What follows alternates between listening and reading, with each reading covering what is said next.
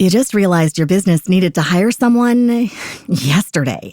How can you find amazing candidates fast? Easy. Just use Indeed. Stop struggling to get your job post seen on other job sites. With Indeed sponsored jobs, your post jumps to the top of the page for your relevant candidates, so you can reach the people you want faster.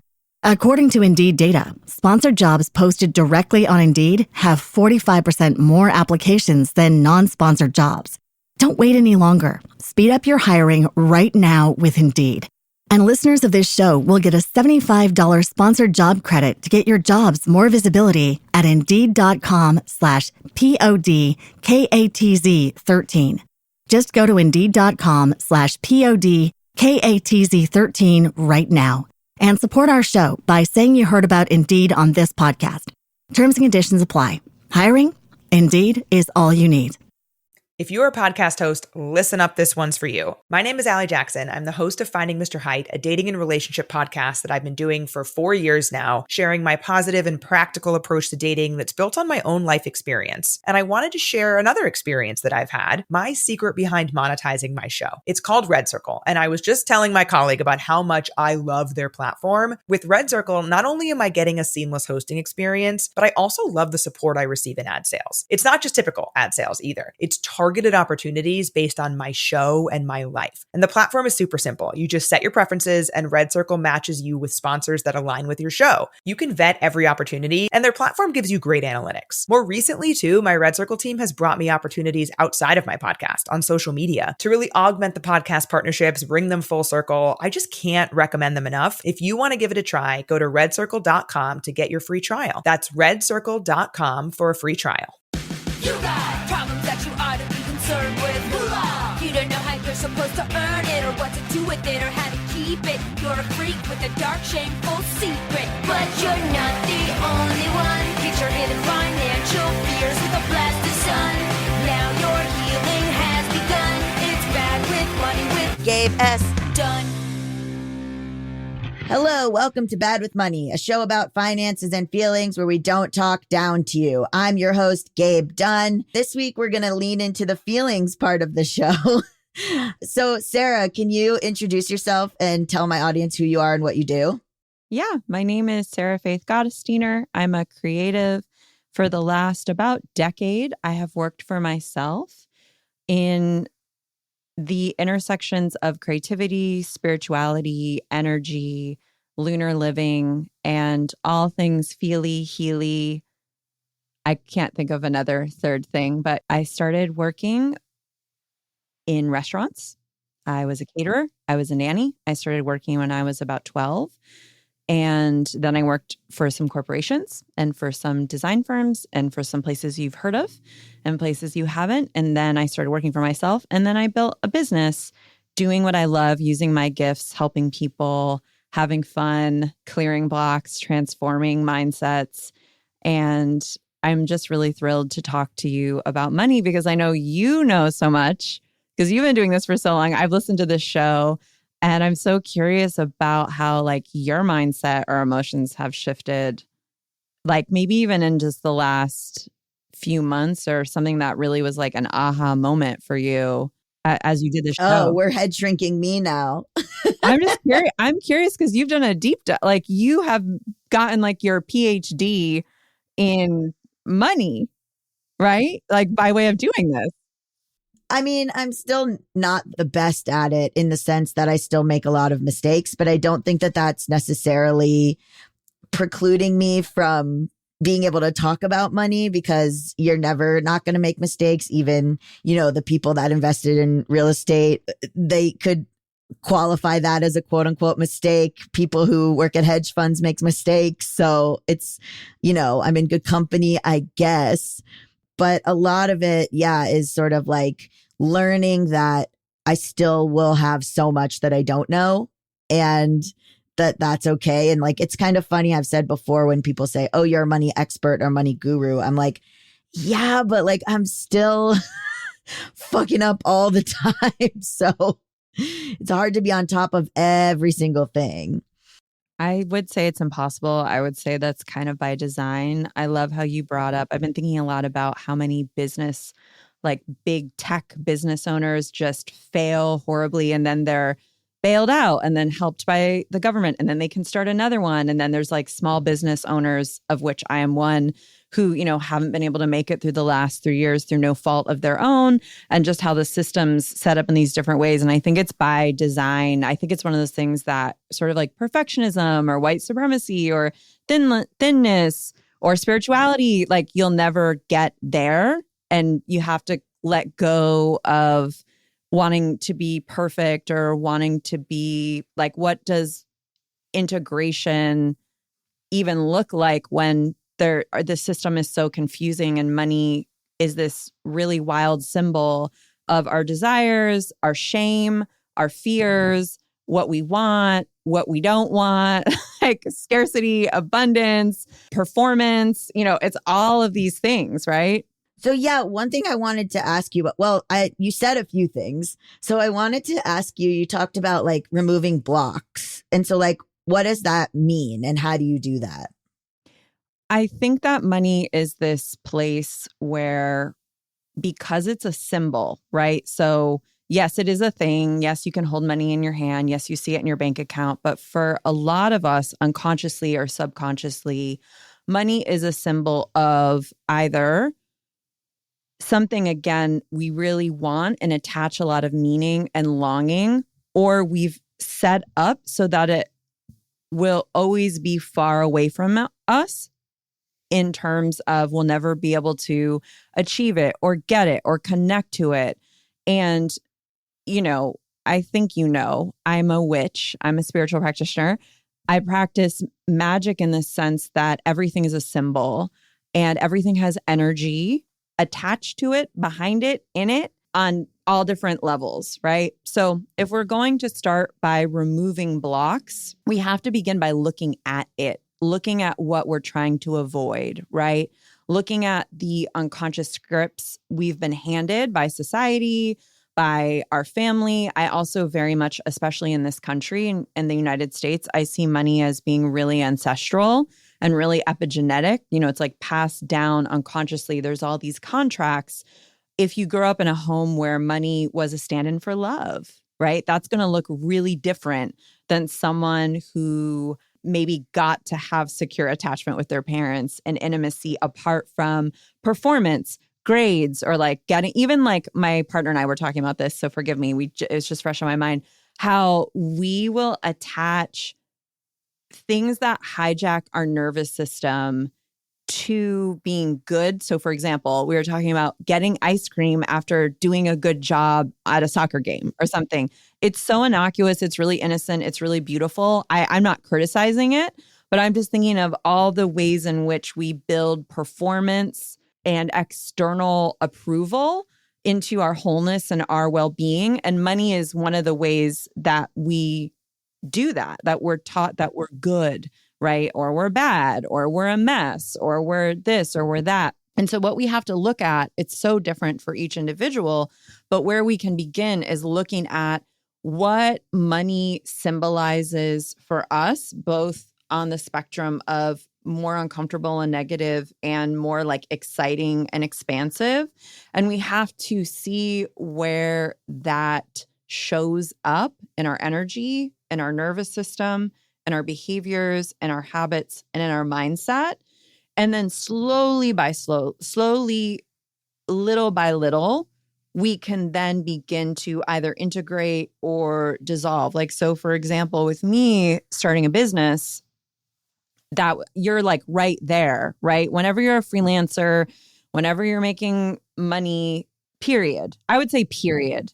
If it's for someone else, if it's you, you have to get really intimate with money and you have to see what you're afraid of. Money can be a resource.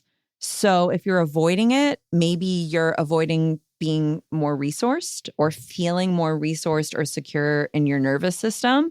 And so that, like, you're not used to it or you don't think you deserve it. Yeah. Or you don't know how to accept it. You don't know how to receive. Your nervous system doesn't feel comfortable holding onto things or being grounded, right? That's like a really big one. So you can start looking at even how you talk about money, right? Like if you're like, I'm bad at money, what does that even mean? Like, what are you even telling yourself? You know, I don't think there's a bad or a good. I think we're all just on a spectrum of relationship. Like that's another really big witch 101 kind of hack, like life hack.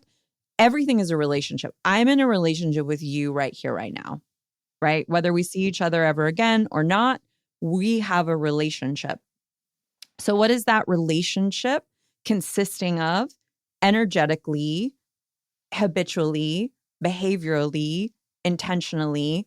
What energy and intention are we bringing up to it? And how are we showing up to that which we are in relationship with? And I think sometimes for me, it's been really useful to be like, we were never taught this, you know, like no teacher was like, I'm going to give you $1, 5-year-old kid. How does this feel in your nervous system? Like, what would you like to do? You know, like we're often told what we think.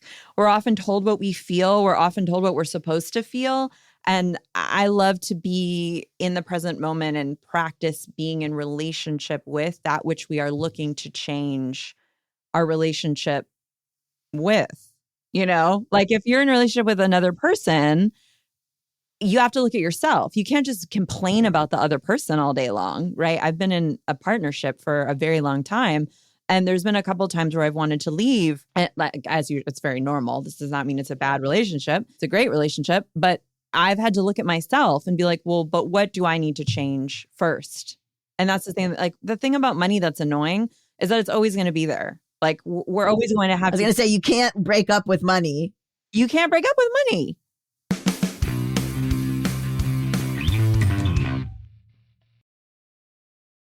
Very recently, I used Indeed to get hired for a part-time job. The employer put their job listing up on Indeed. That's where I found it. I applied through Indeed and I got the job. Indeed made the hiring process so easy. I was able to search for all kinds of jobs based on my skills and being able to look at really easy to read descriptions from the jobs about what they were looking for in a candidate. If I needed to hire someone again, I would absolutely use Indeed. And I also have been telling everyone when they've been saying that they want to look for a job or they don't know where to find a job, I was like, you got to use Indeed. I've literally told like 4 people like, oh, I found this job on Indeed. That's where you should look if you're looking to find a job. And the job I was looking for, they needed someone really quickly because they were growing so fast. So they needed to hire the right person very fast, and it was so important. When it comes to hiring, Indeed is all you need. Stop struggling to get your job posts seen on other job sites. Indeed's sponsored jobs help you stand out and hire fast. With sponsored jobs, your post jumps to the top of the page for your relevant candidates, so you can reach the people you want faster. And it makes a huge difference. According to Indeed data, sponsored jobs posted directly on Indeed have 45% more applications than non-sponsored jobs. I sincerely love Indeed. I went on there. It was incredibly easy. I literally got hired in September for a job actually using Indeed. I know this is a podcast ad, but I mean it. I really did use Indeed. I really do recommend Indeed. It all happened so fast and I didn't even have to really stress. I found what I wanted. I got the job. Plus, with Indeed sponsored jobs, there are no monthly subscriptions, no long-term contracts, and you only pay for results. How fast is Indeed? In the minute I've been talking to you, 23 hires were made on Indeed, according to Indeed data worldwide. And if you're looking to hire, you need to use Indeed because you'll find people like me. There's no need to wait any longer. Speed up your hiring right now with Indeed. And listeners of this show will get a $75 sponsored job credit to get your jobs more visibility at Indeed.com/badwithmoney. Just go to Indeed.com/badwithmoney right now and support our show by saying you heard about Indeed on this podcast. Indeed.com/badwithmoney. Terms and conditions apply. Hiring, Indeed is all you need. I'm sure you guys know that I don't wake up at 4 a.m. unless I'm going to work out. Okay, that was only a couple times, and it was because the boxing class was at 6. I wake up, I have my coffee, I'm rushing out the door. I need something that's going to keep me nourished all day. I have to go right to work, whether it's riding the bus to my job and doing work on my phone, getting to my job and being on my feet all day. No matter what our days look like, we need nourishment that fuels us. Kachava's whole body meal shakes will keep your body and mind nourished all day. So when I first tried Kachava, I was overwhelmed by how like tasty and adorable it was. First of all, the packaging is immaculate. There were so many flavors. I loved the chai one that they gave and also the chocolate. Kachava is 25 grams of plant protein, 26 vitamins and minerals, 6 grams of fiber, 85 plus superfoods, nutrients, plant-based ingredients, super delicious. I also put peanut butter. Sometimes I put frozen fruit. It helps you stay satiated for hours. It's like a really convenient little breakfast thing you can bring with you. Try Kachava risk-free with their Love It guarantee. Thousands of rave reviews agree you're gonna love it. Fuel your day with Kachava. Go to kachava.com and use code BADMONEY for 15% off your next order. That's Kachava, KACHAVA.com, code BADMONEY for 15% off. You just realized your business needed to hire someone yesterday. How can you find amazing candidates fast? Easy. Just use Indeed. Stop struggling to get your job post seen on other job sites. With Indeed sponsored jobs, your post jumps to the top of the page for your relevant candidates, so you can reach the people you want faster. According to Indeed data, sponsored jobs posted directly on Indeed have 45% more applications than non-sponsored jobs. Don't wait any longer. Speed up your hiring right now with Indeed.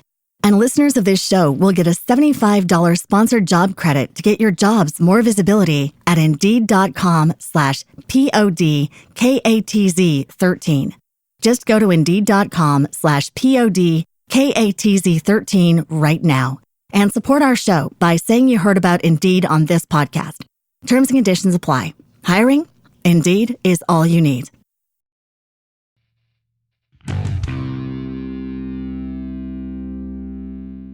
So what kind of relationship do you want to have, and what is within your capacity to begin with? That's the other aspect, right? Start with what your nervous system capacity is, what your imagination capacity is, what you can... What do you mean by nervous system and imagination? Sure. So a lot of times it's our nervous system talking to us, and we think it's maybe our fear, or we think we're not doing it right. And it's our nervous system being like, this is too much. And then we go to numb out. Or our nervous system is like, so for example, I'll give you an example. I've worked with clients around money stuff. And one of my clients realized every time she was going to send an invoice, and this is really normal. I'm talking about this because it's super normal, and I see it with my freelancers. Like they'll take like 3 months to send me the invoice. And I'm like, please just send me the invoice. We want to pay you, right? So I had a client who realized she couldn't, and her body would start freaking out when she went to send an invoice. Her nervous system went into like a combination of flight and freeze, right? It was afraid. And so then what we had to do through my personal work with her, it's like a process, but we had to figure out what was going on with her nervous system, what emotions and thoughts were attached to the nervous system freak out. How were we going to titrate it and make her feel more secure? What were some like somatic physical things that she could do? How could she practice it?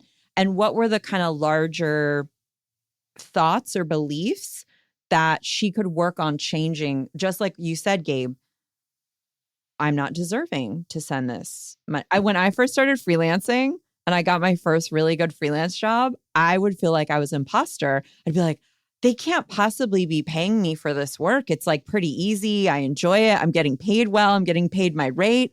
I would feel like someone was looking over my shoulder and going to be like, get her. Like, she shouldn't be getting paid for this, because my whole life, my jobs, this is another thing I want people to think about. I don't only think our thoughts around money and work are formed from 0 to 7 or in our family of origin. I think our thoughts and feelings and behaviors around money and work are formed in the first series of jobs that we have. And so mine were like waitresses and like working really hard and running around. And I think looking at our first few jobs, and how that kind of sets a baseline energy and energetic around money, work, worth, physical exertion, physical labor. These are all things we want to be looking at when we're exploring, and we want to be curious and we want to be compassionate. We don't want to be shaming or judgy or either or rigid. We want to explore. And that's where the imagination comes in, because I know that people listening to this are creatives, and you're so creative and you're so imaginative. You have such a great sense of humor. So you can bring in those other qualities that you so naturally have. For me, the other thing I had to do, so like I have ADHD. I had very low self-worth that was definitely attached to money. I have like a built-in propensity towards overworking, which to this day I'm trying to like tamp down little by little. I had to gamify and funify my relationship with money. I had to like make it fun and give myself little goals and little ways that I, with my ADHD, being neurodivergent, being a weirdo, being queer, not having had anyone teach me these things, failing out of math because I have dyscalculia. I don't even know how to say it. I had to start doing things to make money and numbers fun. And that helped me to change my relationship with it. Have you changed have you made it more fun? Funner? Well, it's interesting. A lot of people who listen to this with ADHD who write in say a very similar thing, that they need to gamify or they need to make it fun. And then the problem is that their brain learns the game and then they get bored of it. And then they need to make a new game, which is like a reoccurring theme that happens with people who write in with ADHD. It's funny, like I am such a deeply unsymbolic person. Like I am like, that's why I wanted to have you on, because I'm like I don't see like signs in things. I'm not like a person who thinks that like, oh, if I see, I have friends who post like, I saw this symbol and it means abundance for me. And I'm like, I love that for you. Or like, the sort of abundance manifestation or something. But I do think that I have a specific way of talking about my future that is largely, I try to keep it extremely positive, in the sense that I don't want to say things are failing. I don't want to expect things to fail. I don't want, and I've had friends or people sort of qualify that as delusion, where they're sort of like, okay, you're saying that, this is going to sell out, and that's like pretty delusional, but like then it normally does pretty well. So I think like there's an element of delusion that keeps me going, which maybe other people might quantify or say is abundance mindset or manifestation or something like that. And it's just calling it something else. But I'm not like, I'm so, I don't know. I'm so not that type of person, even though I am queer and I do believe in like astrology and like, that kind of thing. But I just, I wanted to have you on because I think it's just like you describe stuff as magic or, witch. And like, how does that tie into money? Like, what do you mean by those things? Well, like creatives, people who don't have a lot of resources or monetary resources, witches know how to make something out of nothing, right? That's also something I think queer people are naturally gifted at in a way. And witchcraft, there's like a very famous definition of witchcraft, which is the art of changing consciousness at will. And all that means to me is not letting my temporary external circumstances control my future. Very similar to what you said with your positive future casting or future visioning. There's also been studies that have shown that having a healthy and positive relationship to your future self, like you in 5 years, or like wise old Gabe sitting on your porch with beans and a mug of tea or whatever that, hey, you're gonna, be hanging out. Because Beans is immortal. Beans is gonna be here 30 years from now. Live forever. Yes. Beans in whatever way, shape, or form, right? that actually helps to heal trauma, like setting up a positive relationship with your future. Because a lot of us who have trauma don't have the best relationship with the past, right? And also, when we're in the present moment, we're not attached to the past. We're not letting the past control us. It might be there in the form of text messages, emails, debt, an annoying boss, whatever, but we're not letting those circumstances tell us who we are and who we can be, And I think that's what you're doing when you call it being delusional. I mean, it sounds pretty sane to me. It's like, why wouldn't you pick a slightly more enjoyable future to look forward to, right? Like, worrying is casting a vote for a future you're not going to enjoy. And it's making it so you can't enjoy the present moment either, So it's very Right. Or even thinking, or for me, even thinking in the present moment, like, this is good. Like, oh, I have a lot of, it's a difference. Like my co-host on my other show, she's very much like, we're not famous. We don't have any fans. And I'm like, we are and we do, but it's just like this very different, like she'll be like, well, we lose fans all the time. And I'll be like, I don't know that that's true. Like, I think we both have these very, like, I would never say that even if I thought that, because to me, it feels like, why are we putting this in the world? But yeah, anyway, what were you going to say? So I don't know, maybe I'm describing magic.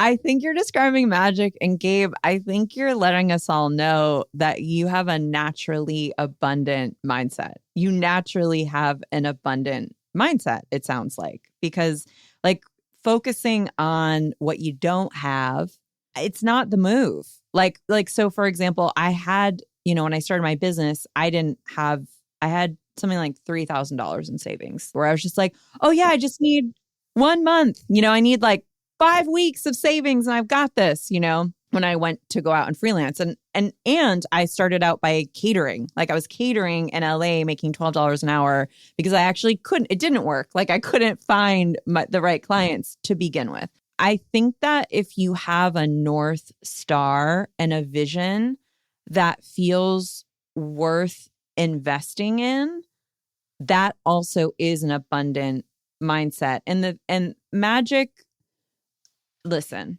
magic is magic, manifestation. It's like hashtag so hot right now, Come on this show, and be like, it's a money show and be like talking about like magic and money. And like, I understand, that it's not, people are probably coming into it very skeptical because of the way that the wellness industry has been sort of torn apart in the sense, I mean, the wellness industry is a mess. It perpetuates white supremacy. It perpetuates hollow seeking of like the external. I think that, I could talk about the wellness industry for 97 years. So I don't know that we're necessarily want to do that. It's not my jam.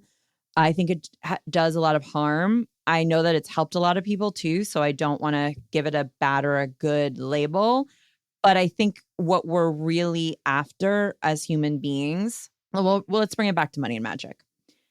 You can think about what you think money will give you as a way to start practicing magic around money. It's often what we want is paradoxical and unique to us. So for example, one of my earliest symbols that was tied in with money for me was the mix of security and freedom. I wanted both, right? That security that I thought money would give me, which isn't true, by the way, because you see people with a lot of money behaving in ways that don't, to me, illustrate that they're secure, like hoarding, like not paying their workers well, like always needing more and more, like trying to get out of paying taxes. We could be here. Like that is a scarcity mindset. That is hoarding. That is not abundance, right? Like abundance is a generous mindset. It says, oh, there's enough for all of us. There's enough for Beans. There's enough for Gabe. There's enough for Gabe's co-host. She can have more fans. Like whatever, like there's enough. Abundance is, I think this is an important part. Like abundance is enoughness. So and this is for all my ADHD friends, there has to be some element of satisfiableness or enoughness that will then perpetuate more. And so a lot of times I'll ask my clients, I'm doing an abundance class right now. I'll ask them, do you want more or do you want something different? Right? Like, because often we think more will give us what we need, but maybe we just want something different and it's time to explore those energies or those experiences or those forms of expression. So thinking about enoughness, thinking about that North Star, thinking about your symbols and what abundance or money means to you. Like you're saying, oh, okay, I don't see like angel numbers, but like, what does it mean? Right? Like, it's not a coincidence, all of that I have to laugh at. Right. But the basics of magic, I find that it's fascinating now that science is finally getting on board. Psychology is finally getting on board. Some of the basics are staying in the present moment, keeping your energy field your own and attuning with that which you would like. It's about flow states, right? It's about not worrying too much if you can help it. What's a flow state? A flow state is the kind of experience that you often have. I would argue we're like in a flow state now when you're just having a conversation. I mean, I don't know how you're feeling, but I'm fine. We're having a conversation. We're having fun. We're curious. Like, okay, this is going to be over in a couple of minutes. Wow, that just flew. Here we are. Flow states there's actually a whole book about it. There's these different elements of a flow state. One is rid of self-consciousness. So like getting rid of the ego, right? The minute you lose yourself, you're not like, oh, what do they think about me? How do I have to show up? Oh, I don't have the right tie. You're not in a flow state, baby. You're showing up as you are. You're not being self-conscious. Your ego, which is the negative aspects of our ego, are self-centered, right? So again, abundance is generous. A flow state is generous. When we're of service, when we're sharing, we're very often in a flow state. We also have to have a combination. This is really good for all of us ADHD friends. There has to be a combination of something that's going to keep our attention. So it's slightly challenging. It's slightly out of our comfort zone. And also will give us a reward almost immediately. Right? So you can think about being creative, writing like creatives who are listening, you're often in a flow state when you look up at the clock and you've been working you're on your script or your painting or your improv or whatever the hell you do. And you're like, oh my God, like 2 hours just went by. That's a flow state. And so we want to be in flow as much as possible because all of the field of infinite potential is more available to us when we are in a flow state. Why? Because we're not thinking about ourselves or our small self or our ego self. We're not like, oh my God, this is all going wrong. I look like a weirdo. Oh my gosh, the fans, they're dropping off like flies by the day. Like, you're in your life. You're participating in your life. And when you participate in your life, life smiles back at you. Life is like, oh, okay, they can handle what I want. Okay, they're able to make space. All right, their nervous system is nice and regulated, or they can pull back or ground or resource or enjoy. One of my spiritual backgrounds is in Kabbalah. I'm Jewish.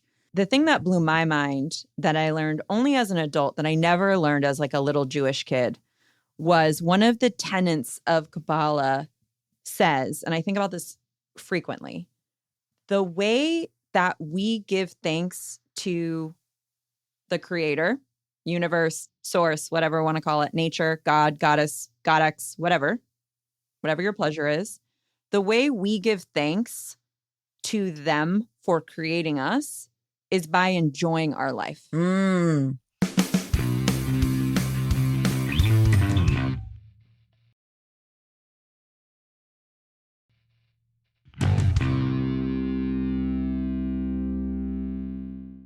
The Kabbalah is interesting because there's so much like stuff about like, well, you're not supposed to study it till you're over the age of 40, which is kind of a weird thing that might sound strange to people who aren't Jewish, or, you know, the way that it was sort of like co-opted by pop culture in this very strange way. But yeah, I think like the nervous system stuff is so interesting because some people I think feel like they don't have the opportunity to do that. Like that it's just so go, go, go, that there's like no opportunity to even regulate, which is why it's like you were saying, it's so steeped in trauma, so hard to cycle out of. And like, especially when it comes to money. 100. I often will have people in my classes or that I work with who are caretakers, or they're working 2 jobs, or, you know, they're living in America, being a human being. And they're like, I don't have the time, you know, like that's the biggest thing. And so what I always suggest to them that anyone can do, that I do, because I frequently don't feel like, in quote, like I have the time, I will consciously pick activities that are not activating to me. I always use this one as an example: doing the dishes, taking a shower, walking the dogs, things you're just doing, cooking, whatever it is that often are neutral zones for you, nervous system wise. And then introducing somatic calming techniques such as breath, such as energy work, movement to those areas, and see if you can just do it for 3 minutes or 5 minutes. Then little by little, when you know you have the things that will get your nervous system a little bit agitated, and you know your own nervous system style, like, so for me, it's more hypo arousal. So I'll just collapse or I'll want to scroll, right? It's not me being like agitated, like fight or flight. Once you know that starts happening and you can track it, little by little, doing the little practices to get yourself back into your window. So you want to do it both, and you want to do it when you're not when you're actually quite calm and you're feeling, you know, good and grounded. And then you want to add it little by little, right at the edge of your comfort zone, bit by bit. We never want to override, right? And keep at it consistently. I work with the moon a lot. The reason why is that studies have shown, like, again, science has shown, so it's not just me being some weirdo witch on a, like, you know, you can Google it, baby. A lunar cycle is about 30 days. It's like 20, 28, 29 days. It used to be that people would say that habits took about 30 days. Now we know it's closer to about 90. So that's a season. That's another thing. That's like cyclical living. So you can live according to nature, live within your own nature, and you can pick a habit, pick a practice that you're doing little by little, day by day, and then take a look back and see, okay, it's been 60 days. Do I feel like slightly better? What has changed for me? Do I finally feel like I can tackle my student loan debt and like calling them on the phone and getting a plan together? What somatic exercises can I do? What would my future self say? Would my future self from 3 years ago be like, oh my God, you did such a good thing that day. You finally decided to sit down and call your loan place and just see what it would be like. And then you started saving little by little. What does your future self, is your future self like, thank goodness, now we're on a plan. Now we know. Like, we want to bring in all the tools and modalities that work for us naturally. And like for you, Gabe, you already shared like 2 or 3 different things you naturally do as part of your nature. It's not like you being outside your comfort zone.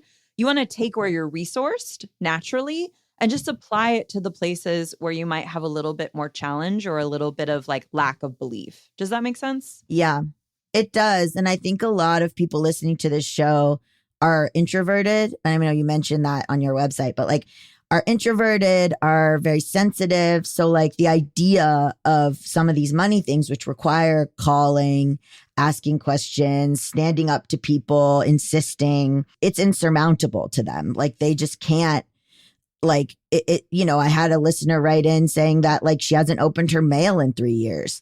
Like it's people that I think listeners to this show are people who are extremely held hostage by, social anxiety or anti-conflict or not wanting to get yelled at, not wanting the person on the phone to be mad at them, not wanting, all of this stuff, which it does create like huge blocks to activity or change. And so, I think that there are people listening for whom something like somatic work or breath work or things like that like would be useful, or even figuring out like what's a comfy place to sit when you make the call, or having a friend. I mean, I sometimes will like, I want to make a call, but I need someone sitting next to me till I can do it. Yeah. Which is, it sounds, I mean, I'm the show where like, that's not going to sound silly because it is just like it sounds like, people who listen to these more aggressive shows are sort of like, why would it take you 3 months to call your student loan people? And it's like here, it's sort of like, yeah, everyone here is like basically on some sort of fight, flight, fawn, freeze situation. If you're listening to this show, that's pretty highly likely. And it's super normal. And I love that you brought this up because I think demystifying, making like normalizing it, showing folks that they can go little by little, bit by bit, call a friend, write out. I have a friend who has to write out scripts when she has hard conversations and she just reads it or has like things she can say when her mind goes blank, around certain things. I think that figuring all of those out ahead of time and just step by step, little by little, and understanding that at the risk of sounding, a little bit intense, often the thing that is the block, we're ready to work towards because it keeps showing up, right? Again and again. You're like, okay, here we go. All right, it's my nervous system. Oh, it's my fear of conflict. And how we transform ourselves can be through transforming our relationship with that thing, which then in turn transforms our relationship with ourselves, but we have to go at the pace that feels good for us. Or change the way that you think of yourself. I'm a person who doesn't open my mail. I'm a person who doesn't, say no to things. I'm a person who doesn't have a savings, whatever it is. Like, you have ideas of yourself that I think people are worried about changing or are scared to change. Because it also is like highly embarrassing. Like a lot of it is like very embarrassing to like change or, do things differently or ask for help or like it's all, I don't know, being an introverted person, sensitive person is just highly embarrassing at all times. So yeah, finish your final thought. My final thought is you always have an opportunity to build a more secure, more resourced, more generous, more abundant relationship with yourself and with money. I love that. And that's our magical episode, guys. Where can people find you and more about you and your work? You can go to moonstudio.co and sign up for our newsletter. That's the way you can really get all of the goods. I also have a podcast. It's called Moonbeaming. You can Google it and you can Google me.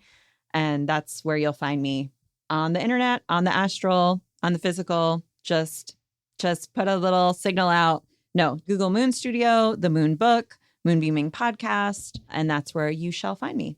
Thank you so much for joining me on my deeply unsymbolic podcast. It was highly symbolic and super fun. Thank you so much. It was such a pleasure. Bad with Money with Gabe Shane Dunn is a production of Noted Bisexual. Produced by Melisa D. Monts and Diamond MPrint Productions. Edited by Diane King. Post-production sound by Coco Llorens. And music by Mike Kaplan, Zach Sherwin, and Jack Dolgen, as sung by Sam Barbera. Thank you. Love you. Bye.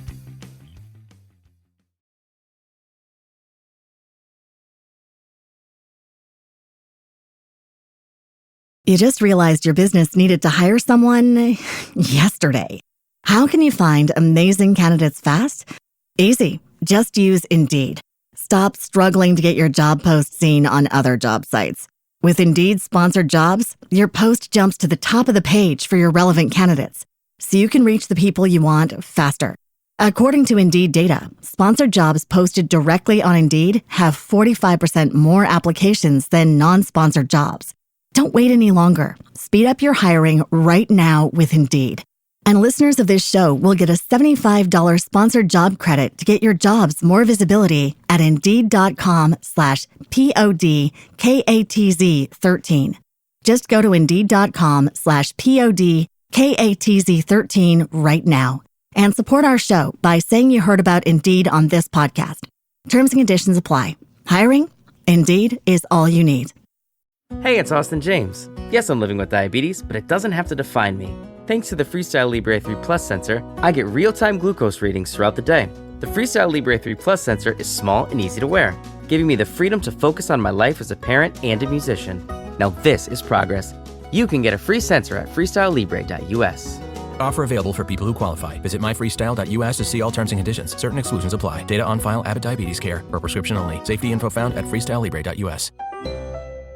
Americans love using their credit cards, the most secure and hassle-free way to pay. But DC politicians want to change that with the Durbin-Marshall credit card bill. This bill lets corporate megastores pick how your credit card is processed, allowing them to use untested payment networks that jeopardize your data security and rewards. Corporate megastores will make more money, and you pay the price. Tell Congress to guard your card, because Americans lose when politicians choose. Learn more at guardyourcard.com.